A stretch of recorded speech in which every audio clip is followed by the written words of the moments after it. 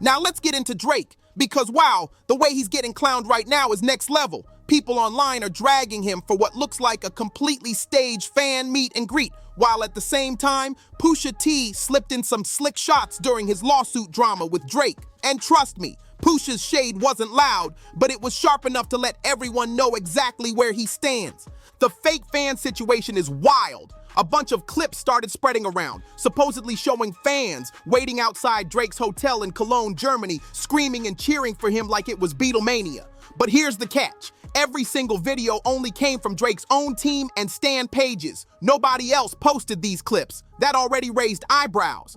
And when the footage started circulating, people noticed something that didn't sit right. Not one person in the crowd had merch, vinyl posters, or even something for him to sign. Anybody who's ever been to a real fan meetup knows at least one person shows up holding memorabilia. Here, zero, nada, nothing.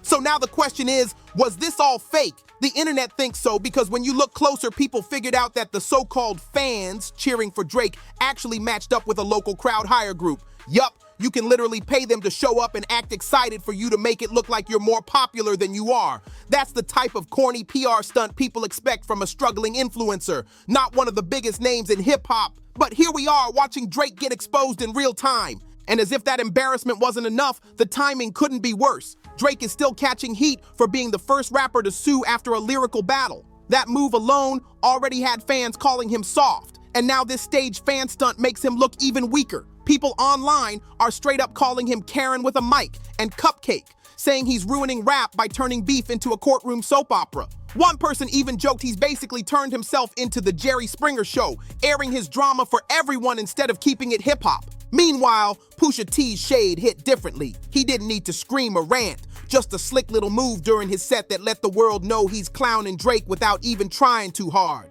Fans called it a masterclass in how a real rap legend moves, quiet, smooth, and still able to put his opponent in check without lifting a finger. It's like the more Drake tries to overexpose himself, the more Pusha proves that less is more. So at this point, Drake's image is slipping and fast. Between the courtroom antics, the overexposure, and now this rent-a-crowd fiasco, people are losing patience with him. What was supposed to make him look like a superstar only made him look desperate. And let's be real, once fans smell desperation, it's game over in hip-hop.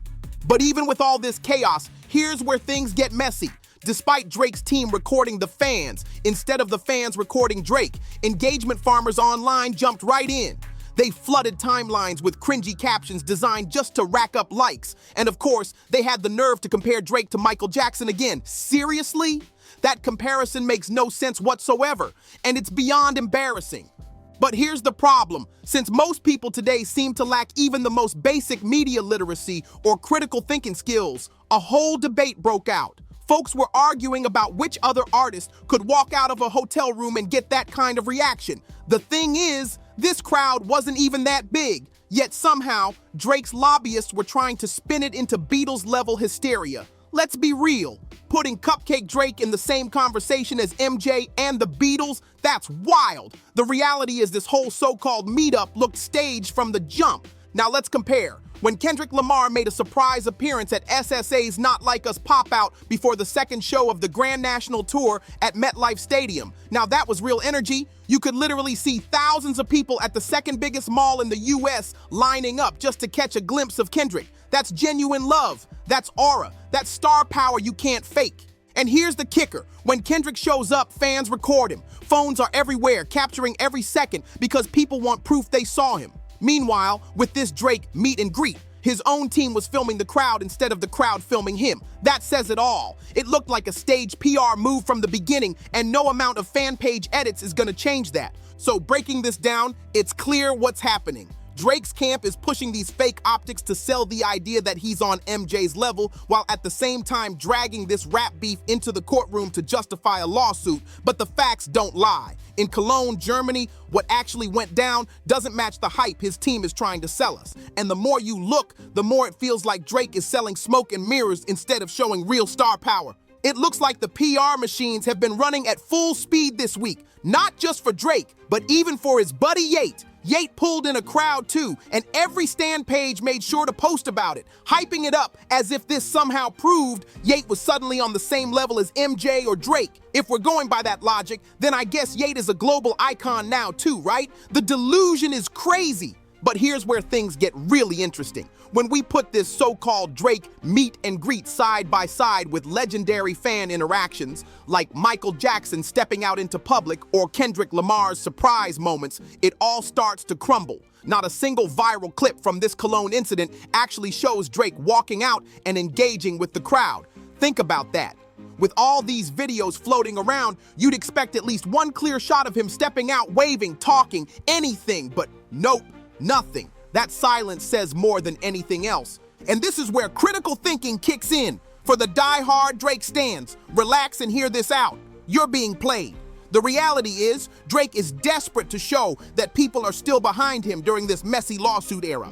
In an industry obsessed with optics, the timing of this fan love couldn't be more convenient. It looks suspiciously contrived. And the funniest part, nobody has actually proven Drake even walked out of those doors that night. This screams PR stunt through and through. Meanwhile, on the other side of hip-hop, legends are doing what legends do, prioritizing rap and lyricism.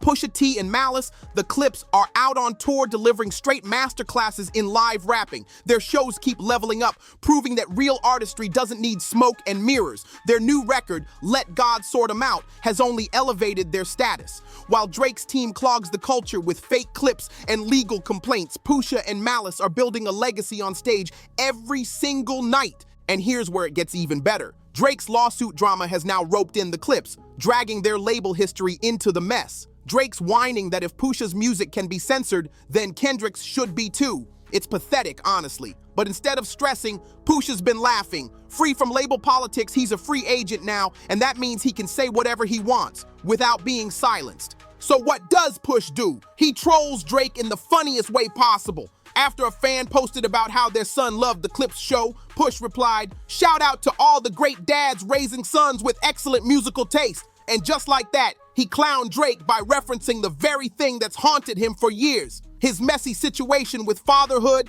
and the infamous "you are hiding a child" moment. Push didn't even have to say Drake's name. Everyone instantly knew the shot landed. That's the difference between them. Drake spirals out with stage crowds, courtroom antics, and desperate optics, while Push calmly drops a one-liner and becomes the talk of the timeline. The replies went crazy because the message was crystal clear. Push knows exactly how to poke at Drake without lifting a finger, and he does it with style, timing, and surgical precision. At the end of the day, this is why people still call Pusha T a voice of reason in hip-hop. He trolls when it counts, but he also reminds the culture where rap should be headed, toward artistry, authenticity, and truth. Meanwhile, Drake's playing himself with cupcake antics and staged PR. It's no wonder fans are saying the same thing Push and Malice have been preaching: let God sort it all out. Because right now, hip-hop is exposing who's real and who's fake, and Drake is on the wrong side of that line. And with everything laid out, I gotta ask, what do you think about Drake's so-called meet and greet? Does it scream desperation to you the way it does to everyone else?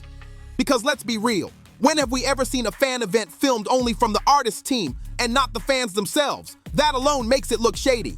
And on top of that, what are your thoughts on Pusha T's troll? Do you think Push is going to keep pressing Drake, especially now that he's free to speak his mind and throw shots without holding back? Or was this just a perfectly timed jab to remind the world that he's the better rapper and doesn't need courtroom antics to prove it?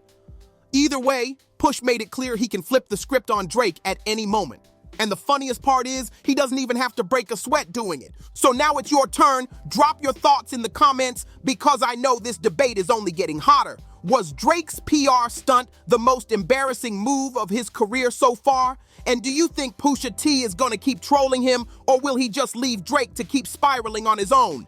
Thank you for watching. Don't forget to subscribe, like, and share. Thank you for watching. See you on the next one.